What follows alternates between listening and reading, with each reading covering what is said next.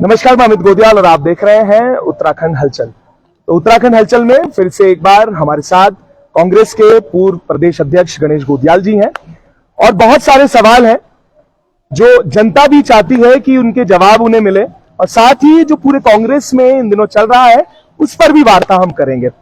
सबसे पहले गोदियाल जी, एक बार फिर से स्वागत है आपका।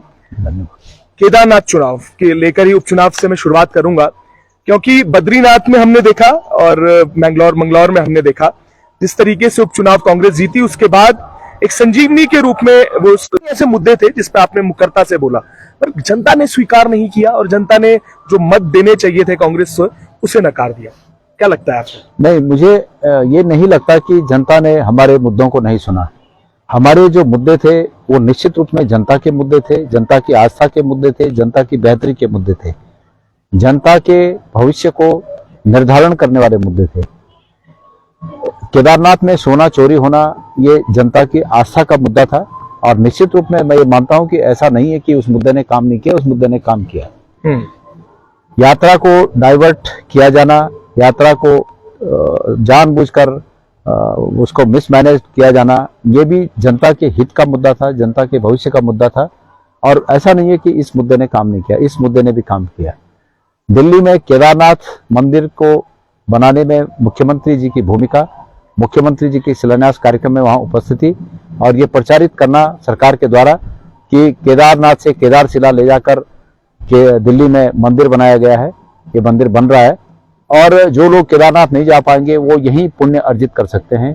ये जनता के भविष्य का मुद्दा है जिससे लोगों के भविष्य प्रभावित होते हैं और ऐसा नहीं कि इस मुद्दे ने काम नहीं किया। इन सब मुद्दों ने केदारनाथ में काम किया और इन सब मुद्दों के केदारनाथ में काम करने का परिणाम ये हुआ कि भारतीय जनता पार्टी की सरकार के विपक्ष में 30,000 वोट पड़े। भारतीय जनता पार्टी की धन शक्ति के सामने 30,000 वोट अगेंस्ट पड़ना और उनके पक्ष में 23,000 वोट पड़ना, ये इस बात का द्योतक है कि जनता ने इन मुद्दों को निश्चित रूप में स्वीकार किया, जनता ने इन मुद्दों पर वोट दिया। ये अलग बात है कि हम जीत इसलिए हासिल नहीं कर पाए कि सरकार के विपक्ष में पड़े हुए वोटों को हम एकजुट नहीं रख पाए और वो वोट बिखर गए। और इस रूप में भारतीय जनता पार्टी को ये टेक्निकली नहीं है, रेड कारपेट नहीं है, उनके लिए खतरे की घंटी है। तो ये दोनों पार्टियों के लिए संदेश है। मैं इस इलेक्शन को इस रूप में देखता हूं। अच्छा, ये आपने जो बात कही है कि दोनों ही पार्टियां बोली और ये आपने सच्चाई बिल्कुल कही है। आपको ये उम्मीद लगती है कि इलेक्शंस का आप जो ये देख रहे हैं उसमें ये लगता है कि थर्ड फ्रंट एक निकल कर आ रहा है, चाहे वो किसी भी रूप में आए, और जनता ये देख रही है कि इन दोनों अगर दलों से, जैसे आपने कहा कि दोनों के लिए ही, आप कांग्रेस के भी जो बिखराव में जो वोट्स का बिखराव है और भाजपा के लिए भी, तो आपको लगता है कि आने वाले बिल्कुल, लेकिन उनका बिखराव इसी रूप में हो गया जैसे बादलों का इधर उधर से इकट्ठा होना और कहीं एक जगह आकर घिर कर बरस जाना और उसके बाद फिर साफ हो जाना। अतीत में इसी तरह का रहा है। अभी भी कुछ ऐसे है, प्रयास ऐसे हो रहे होंगे। तो लोकतंत्र में सभी चीजें जायज हैं, होना चाहिए, लोगों को प्रयास होना चाहिए। हमारे लिए मैंने कहा हमारा काम यह है कि जो सरकार से नाराज वोट हैं, इस समय भी अगर सरकार से नाराज वोट हैं, हम अगर ये दिखा पाते कि हम हैं, हमें ही दो, लोगों को लगता है कि नहीं देना चाहिए करें और इस संदेश के अनुरूप आवाम में एक संदेश हम दे सकें कि हम हैं। और मेरा विश्वास है कि निश्चित रूप में कांग्रेस पार्टी, हम सब लोग ये कर पाएंगे। अंदरूनी कलह से क्या ग्रसित थी इस बार कांग्रेस? क्योंकि ये सवाल उठ रहे थे कि सवाल ये भी थे लोगों के मन में कि जो इंटरनल लड़ाइयां थी या अंदरूनी कलह। देखिए, हर पार्टी में मतभेद होते हैं। हो सकता है कि यहाँ भी उस इलेक्शन के संबंध में रहे हों, लेकिन नेताओं को सार्वजनिक रूप से बयान नहीं देने चाहिए। सार्वजनिक रूप से बयान देने के बाद मतलब, लेकिन मेरा तो ये सोचना है, तो ये लगता है कि फिर वो उसका जो रिजल्ट आता है वो नकारात्मक उसका असर होता है, उससे नकारात्मक रिजल्ट आता है। तो मैं समझता हूँ इससे बचना चाहिए सभी को। और जो जब तक दावेदार तय नहीं होता है, जब तक प्रत्याशी तय नहीं होता है, तब तक दावेदारी सबको करनी चाहिए। बिल्कुल। लेकिन अगर प्रत्याशी तय हो गया तो सबको मजबूती से काम करना चाहिए। मैंने कहा ना कि ये इलेक्शन हमारे लिए एक लेसन। सार्वजनिक मंच पे या जो भी ऐसे कई बार ऐसे इंसिडेंट होते हैं, उस पर एक कांग्रेस को एक शायद इस और सोचने की जरूरत है या इस और रुक करने की जरूरत है। देखिए, जहां तक डिसिप्लिन की बात है, ऐसा नहीं है कि बीजेपी में सब डिसिप्लिन पसंद लोग हैं और कांग्रेस में लोग डिसिप्लिन को पसंद नहीं करते हैं, ऐसा नहीं है। ये डिसिप्लिन पसंद और नापसंद होना ये समाज में व्याप्त धारणाओं के आधार पर होता है और हम सब एक समाज के लोग हैं, तो इसलिए ये नहीं हो सकता कि हम अगर बोल देंगे, नाराज बहुत है वहां भी, लेकिन वहां लगता है कि अगर हम बोल देंगे तो जो ऊपर दिल्ली में बैठे हुए हैं उनकी नजर हम पर टेढ़ी हो जाएगी। और हमारे यहाँ ये है कि भाई चूंकि हमारे इधर ये बात है ही हमारे इधर कि बोल दिया तो हमने बोल दिया, क्या होता है। बिल्कुल। तो ये है, डर होना चाहिए, पार्टियों में डर भी होना चाहिए। और ये अभी की बात नहीं है, देवताओं के समय से देखो ना, तो देवताओं पर भी राहु शनि ये सब लगते थे, तो उनसे डरा करते थे कि भाई राहु शनि न लगे हम पे, इसलिए जो है डिसिप्लिन में रहो। तो डिसिप्लिन बनाने के लिए देवताओं में भी राहु शनि। कई बार मंत्री जी से समय लिया, कई बार मिलने की कोशिश की, उन्होंने समय नहीं दिया, ये कई आरोप उन्होंने लगाए हैं। आपने भी एक वीडियो जारी किया उसको लेकर। सवाल यहाँ पर यह है, इसी क्षेत्र से वो भी आते हैं, इसी विधानसभा से वो आते हैं, क्या कहेंगे जिस तरीके का रुका स्वास्थ्य सेवाओं को लेकर आपने बड़ा सवाल उठाया, और वो पहाड़ में जग जाहिर भी है कि किस तरीके के हालात हैं। वो एक बयान भी आया था उनका कि अब डॉक्टर मरीज ढूंढ रहे हैं, डॉक्टर जा रहे हैं मरीजों को ढूंढने के, वो भी शायद लगता है कि कहां पर होंगे। उस पर क्या कहना है आपका? किस बयान पर? ये बयान प्रीतम सिंह जी ने जो बात कही है कि देखिए, प्रीतम सिंह जी ने तो मैं समझता हूँ कि बहुत खींचने के बाद ये काम किया। बिल्कुल, मेरी इस बारे में उनसे कोई बात नहीं हुई। अगर मैं आज देहरादून होता तो जरूर उनके धरने में जाता। लेकिन प्रीतम सिंह जी ने जो काम किया है ये बिल्कुल काबिले तारीफ है, मैं इसका स्वागत करता हूं। और मैंने अपने वीडियो पे भी कहा कि मेरा इसको पुरजोर मेरा समर्थन इस बात को है। धन सिंह रावत जी का जो काम करने का तरीका है, कार्यशैली है, वो गढ़वाली में बोलते ना एक शब्द चोरमार, वो चोरमार वाली कार्यशैली है। उनको ये शायद उनके जहन में बैठ गया है कि किसी तरह अनाप शनाप पैसा बनाओ और चुनाव में पैसा बांटो और चुनाव जीत लो। दुर्भाग्य से वो जीत भी गए 2 बार, उनकी इस कार्यशैली से वो 2 बार जीत गए। तो मैं जनता को भी एक बात कहना चाहता हूं कि इस तरह से ऐसे लोगों को चुनाव जिताओगे तो उसका परिणाम यही होगा जो आप भोग रहे हो। तो इसलिए आगे आने वाले समय में मैं लोगों से उम्मीद करता हूं कि जो भी लोग सिर्फ और सिर्फ 5 साल के कार्यकाल में धन एकत्रित करने में को कई बार याद दिलाना और उसके बाद उस मंत्री का, उस नेता को नजरअंदाज करना, और उन्हीं को नहीं अपने कार्यकर्ताओं की बातों को नजरअंदाज करना, समाज के लोगों की बातों को नजरअंदाज करना, ये जताता है कि लोगों ने एक लहर में बहकर जिसको नेता बनाया, विधानसभा भेजा, वो उस लहर का फायदा उठाकर लोगों को बेवकूफ बनाने में लगा हुआ है। तो इसलिए प्रीतम सिंह जी का ये जो आज उन्होंने धरना प्रदर्शन किया, हमारा उसको समर्थन है और उम्मीद करता हूं कि धन सिंह रावत अपने कर्तव्यों का एहसास उन्हें हो और उन कर्तव्यों का ईमानदारी से निर्वहन करें। अच्छा, एक सवाल था, मैं ये तो आपने पूरा आपने बताया, स्वास्थ्य सेवाओं के ऊपर मैं जरूर बोलूंगा। मैं श्रीनगर विधानसभा की बात करूंगा, क्योंकि ऐसा कोई अस्पताल होगा जो सिर्फ रेफर की चिट्ठी ना बनाकर दे रहा हो, सभी के हालात यही। इस पर क्या कहेंगे? क्योंकि एक तरफ तो दावे हैं, एक तरफ अखबारों में बड़े बड़े विज्ञापन है, एक तरफ बड़ी बड़ी सुर्खियां हैं कि अब स्वास्थ्य सेवाएं बहुत अच्छी हो गई हैं। इसको लेकर क्या कहना, क्या विधानसभा के हालात है स्वास्थ्य की? देखिए, स्वास्थ्य सेवाओं में जो पूरे प्रदेश का हाल है उससे विधानसभा कोई अलग अछूती नहीं है, उससे छोटी भी नहीं है। वही हाल यहाँ भी है। श्रीनगर मेडिकल कॉलेज है और मेडिकल कॉलेज का मतलब होता है कि वहां पर स्वास्थ्य और चिकित्सा की वो सुविधाएं उपलब्ध हों जो इस विभाग के।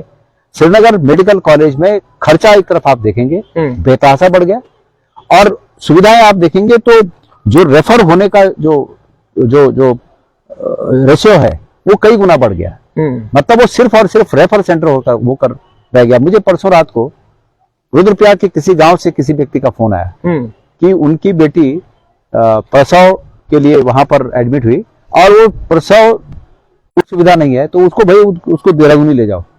लेकिन इसको हम करते रहेंगे, लेकिन वो जीवन महत्वपूर्ण है पहले।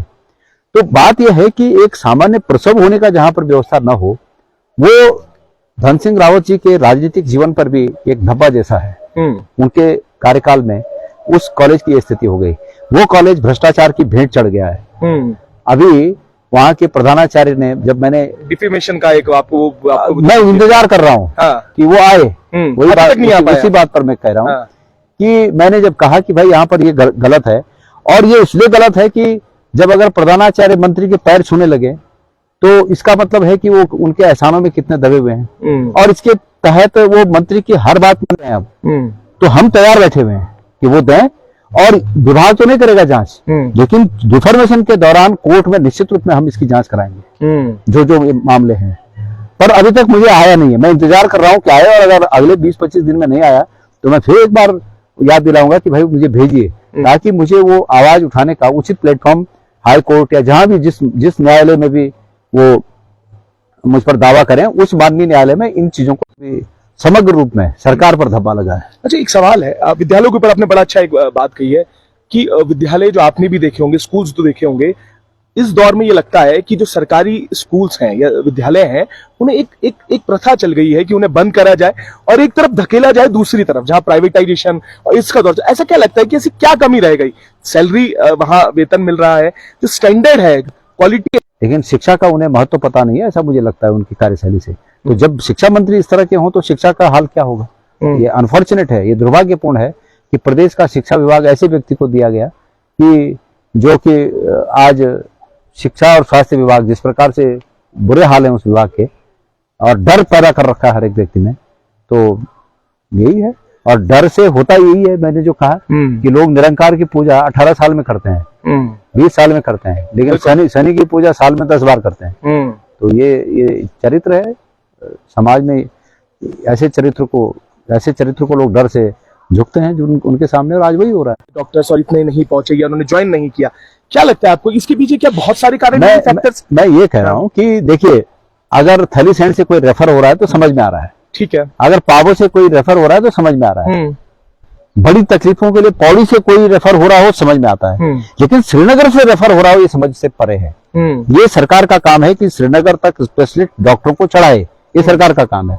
मैं ये नहीं कह रहा हूँ कि स्पेशलिस्ट डॉक्टर तत्काल थैलीसैंड पहुंच जाए, हो सकता है कि थैलीसैंड में सुविधाओं के निर्माण में समय लगे और तब वहां स्पेशलिस्ट डॉक्टर पहुंचे, लेकिन श्रीनगर में वो डॉक्टर नहीं पहुंच पा रहे हैं। आपको बताऊं मैं एक बात, अगर कोई मेडिकल काउंसिल ऑफ इंडिया में ये सूचना लाए वहां से कि एक मेडिकल कॉलेज को चलाने के लिए एमबीबीएस की जो डिग्री है और एमएस और एमडी की जो पोस्ट ग्रेजुएट डिग्री, पीजी और यूजी की डिग्रियां मेडिकल की, इनको चलाने के लिए क्या क्या अर्हताएं हैं, अगर ये कोई निकाले और यहाँ से सूचना निकाल ले कि इनके पास कितने हैं, इसकी मान्यता रद्द हो जाएगी।